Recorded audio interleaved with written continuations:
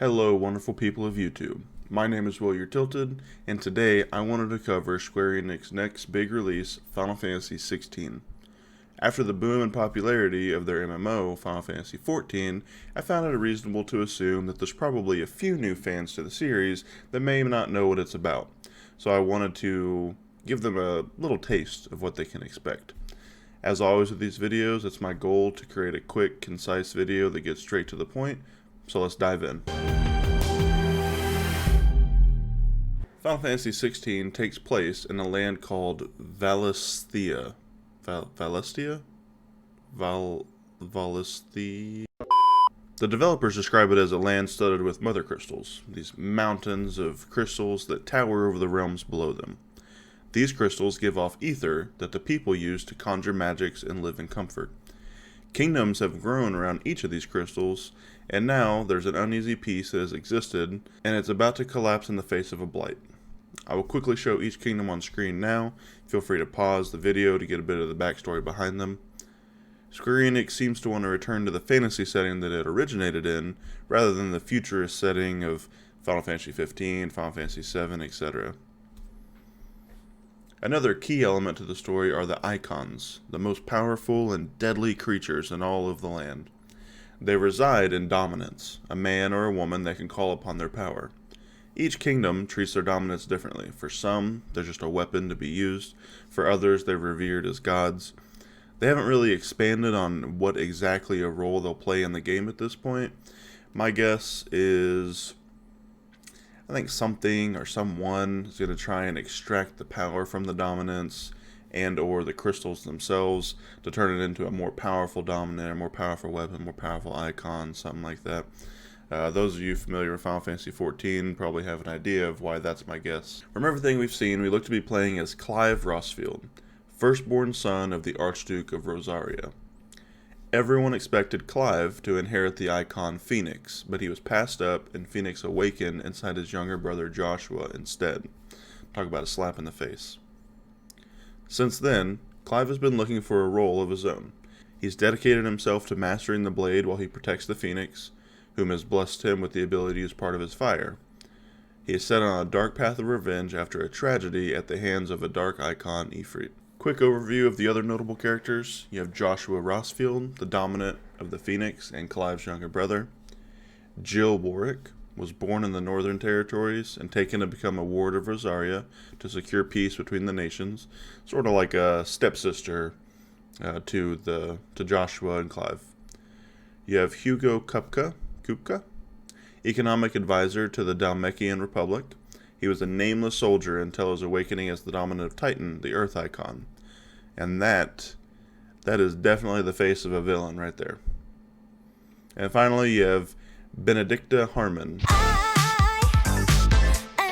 She's the dominant of Garuda from the kingdom of Welode, and she's out to find the second icon of fire that crosses paths with Clive, which should be Ifrit. I think we all understand at this point that the Final Fantasy games are story-focused RPGs. No surprises there. Now, what people want from their Final Fantasy games combat has been split recently. Some people are die-hard purists and believe that Final Fantasy games should be turn-based, or their form of turn-based, and that other forms of combat are inferior. Others, intellectuals like me, enjoy turn-based games, but other faster-paced styles allow for more skill expression and customization of combat. Final Fantasy XVI looks to be going more for the latter. It looks much closer to Final Fantasy XV combat rather than even a turn-based hybrid such as the Final Fantasy VII Remake combat. This UI gives us some clues to the gameplay itself. So for one, you have easy access to your items. And if those numbers correspond to the number of potions he currently has, there aren't very many there. It might mean that potions are a limited resource and are not to be spammed as in the previous couple of titles, which I think is a good move towards giving the game a challenge. Game's not that challenging when you can just stop and chug high potions every time you get low. Now on the right hand side you have four options here: attack and fire, which seems to work together in combos similar to like a light attack and heavy attack system. You have jump, which is self-explanatory, and then you have Phoenix Shift. Now this will change your attack and fire buttons into 2 different special moves. And this icon matches the icon in the top left corner, where we can also see an icon for Shiva and Garuda, the blue and green. This leads me to believe that shifting between the icon's power is going to be a very active form of the combat. Unlike in previous games, it's not a materia that you set or a one-off summon that does a big move, and L2 looks to switch between them here. So this could allow you to change them on the fly to take advantage of weaknesses of your enemies, or perhaps the different abilities offer different utility. Either way, it looks like this is going to open many avenues for combat, and I'm excited to see what the developers do with it. Now, something important to notice is that there's no active time battle gauge, or ATB gauge. Now, this, in addition to how fast the combat is, points to the combat being in no way turn-based. And then finally, we have a limit break bar. I say that because this looks almost exactly like the Final Fantasy XIV limit break bar. Now, what we don't know is what the limit break bar will actually allow us to do. It could be to fully summon an icon, or it could just give us an incredibly powerful move, or maybe it allows us to shift into some form of hybrid human icon where we kind of go nuts for a short period of time. It remains to be seen. Now, the developers have stated that they want the icon battles to be epic and a large part of the game, with the character right in the middle of the action. So I imagine this bout between Shiva and Titan won't be the only one we get. Now, when the game was first announced, one of my main concerns was a lack of companions.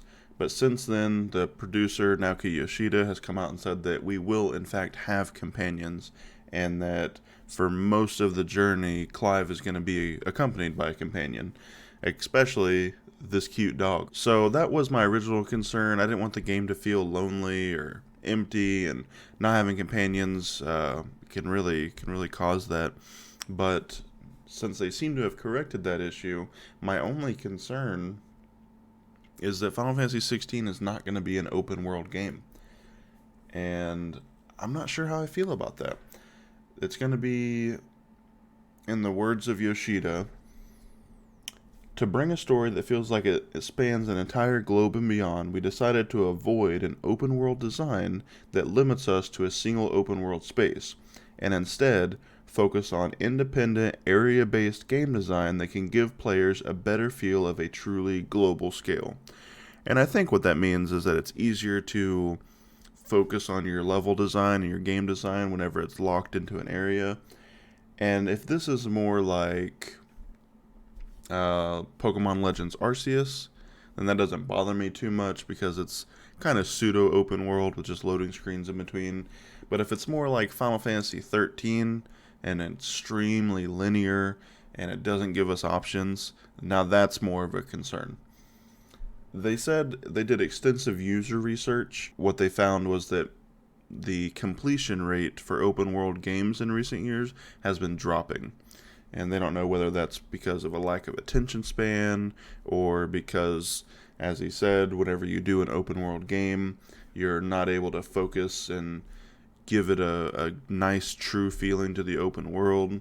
Although I think Breath of the Wild can probably attest to how that's not exactly true. But either way, I hope that not making this an open world game doesn't cause it issues in the end. Final Fantasy XVI is looking to release in the summer of 2023, and I, for one, am excited.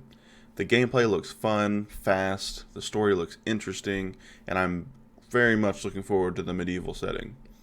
This game looks to have a darker tone than previous titles. Now, the stakes are always high in Final Fantasy games, but these characters just don't seem to have the same cheer to them that others have had. This game will definitely be one that I'm going to put on the channel, so you guys can look forward to that. If you enjoyed this, leave a like, leave a comment, subscribe if you can stand looking at this ugly mug some more, and I hope to see you guys next time.